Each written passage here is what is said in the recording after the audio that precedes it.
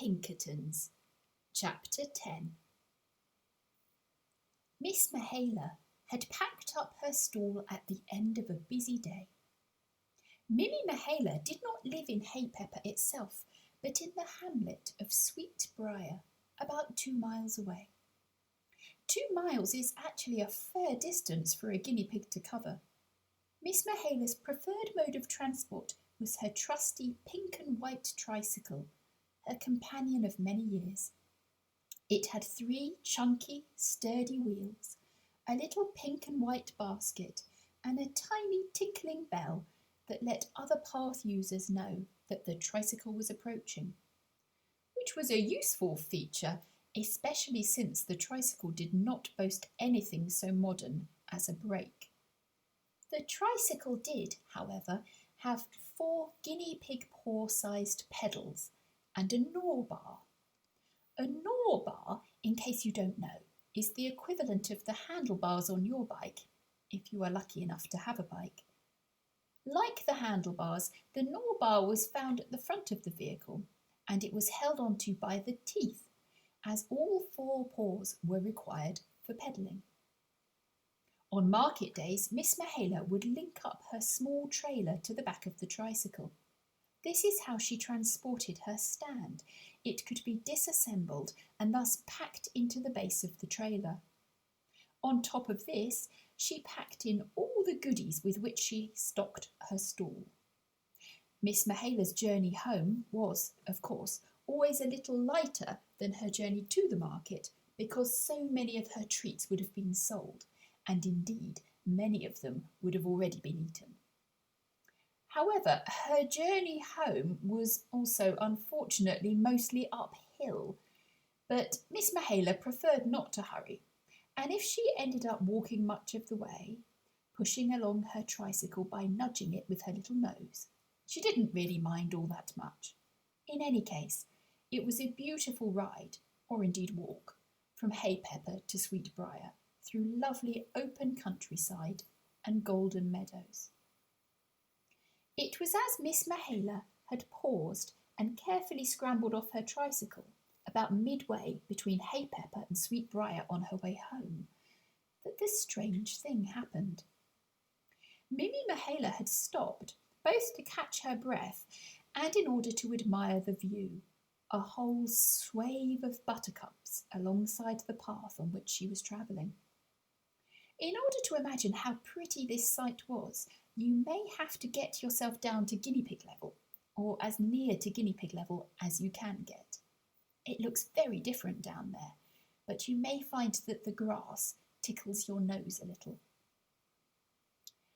As Miss Michaela stood, enjoying the sight and delighting in the polished, shining petals and the wonderful expanse of sunniest yellow, something unexpected began to happen. It was not an unpleasant experience. Mimi Michaela found herself lifted up in the air. There was a gentle breeze, and the lifting itself felt more like being nestled within and carried upwards and along by a soft, cushioning cloud than it did like anything else. It felt, to her, quite peaceful. And it was fast, but it was also slow, all at the same time. A moment or two later, Mimi Michaela was placed down again, gently, somewhere completely different. Now, something similar had happened to her once before in her life, when she had been much younger, and she recognised the sensation. That previous time had been a most peculiar occasion, she remembered. She had been at a wedding dance, when suddenly she had found the grass beneath her paws gone, and replaced by, of all things, a large and winding road, constructed from extremely vivid, bright yellow bricks.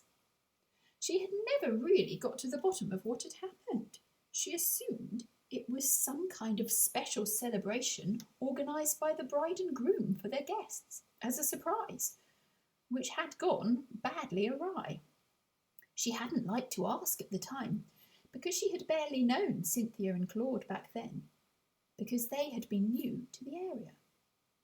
Also, they were already being so harassed by other disgruntled guests that she had decided not to say anything, but just to do what she could to help and to keep the atmosphere as cheery as she could. This last fact had been what had endeared Mimi Mihaela forevermore to the senior Pinkertons. They had become firm friends with the pretty confectioner and had watched with interest and joy as Mimi Mihaela's business grew and flourished. This all being the case, you might have thought that in the intervening years Miss Mihaela would have inquired of her friends about the strange events at their wedding, but she had not. She had sensed, and probably rightly, that this was an area which Claude and Cynthia would not wish to discuss. And now here it was happening again, but this time was different, and perhaps even stranger still. This time, Mimi Mihaela was underwater. Mimi Mihaela's first reaction was to panic, but no, it seemed to be okay. She seemed to be managing to breathe fine. How was that possible? It was very strange. Miss Mihaela looked at the water rushing past her eyes. She wasn't wet either. That was strange too. How was it that she was breathing? And how was it that she wasn't wet? Was this some kind of special water? Water that wasn't wet? And why was she here in any case? And come to think of it, where was here anyway? It was at this point that there was a sudden wooble sound behind her. The equivalent, perhaps, of the sound that a human makes when she clears her throat, or she is trying to regain someone's attention that has wandered off somewhere. The attention, not the person, I mean. I don't mean to say that the sound Miss Mihaela heard actually sounded the same as that. I just mean that it served the same purpose. Miss Mihaela turned in the direction of the sound. She saw Simi Chai standing there, looking at her and smiling nervously. Did he know where they were? She asked him. No, he didn't know, but he was pleased that wherever they were, he was there with her. Except he didn't actually say that last part, he just thought it instead. Miss Mihaela was just as pleased to see Simi. It was good to see his friendly, familiar face. And what a lot of Simi she seemed to be seeing today. Mimi was also pleased to notice that behind Simi was not a watery scene. Instead, the sight that met her eyes was one of various pieces of equipment. She had no idea what any of it was or what it was for. There were various buttons, levers, wheels and gauges, and pipes and wires that looked like they might be connecting everything else together. It all looked very clean. Too clean for most real working machines. Shiny clean. If you have ever seen the engine room on board the Royal Yacht Britannia, then you will know the level of cleanliness and shininess that I am talking about. Now Miss Mihaela felt she was beginning to understand. She must be on some kind of boat. She must be below deck, and what she had seen before was not water straight in front of her eyes. Instead, she had been looking through a window. That was how she was underwater, but breathing easily and not getting wet. Mimi had also noticed something striking about the equipment itself. As well as being shiny, it was all yellow, apart from the numbers and pointers on the gauges, of course. If those had been yellow, that would have been tricky, for yellow on yellow would have been impossible to read. Yellow equipment, and, she looked up and down, yellow ceiling, yellow walls, and yellow floor, and it had been yellow buttercups, and that time before it had been a yellow brick road. Was yellow an inherently magical colour, she wondered? For it must be magic, she thought. She must have been brought here by magic. What else could have done it? But it was nice that Simi had come too. That was nice, if a bit odd. Simi Chai was pondering a different question. Did boats usually have windows? Portholes, he thought they were properly called. Below deck, in the lower levels.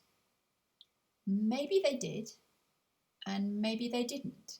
He'd never been on a boat before, so he didn't know. But was this actually a boat? Or was it something else entirely?